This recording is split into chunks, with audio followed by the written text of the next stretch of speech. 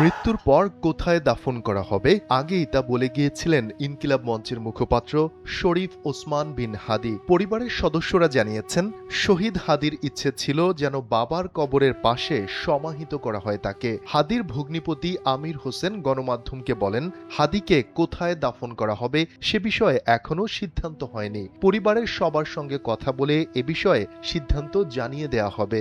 শরীফ ওসমান হাদির মরদেহ বহন করা বিমান সন্ধ্যায় ঢাকার হযরত শাহজালাল আন্তর্জাতিক বিমানবন্দরে অবতরণ করবে। শনিবার বাদ জোহর মানিক মিয়া এভিনিউতে অনুষ্ঠিত হবে তার জানাজা।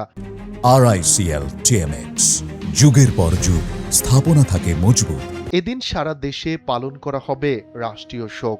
বৃহস্পতিবার রাত ৯টা ৪৫ সিঙ্গাপুর জেনারেল হাসপাতালে মারা যান ঢাকা ৮ আসনের সম্ভাব্য প্রার্থী ও ইনকিলাব মঞ্চের মুখপাত্র শরীফ ওসমান বিন হাদি। ৭ দিন জীবন মৃত্যুর সন্ধিক্ষণে থেকে না ফেরার দেশে পাড়ি জমান তিনি।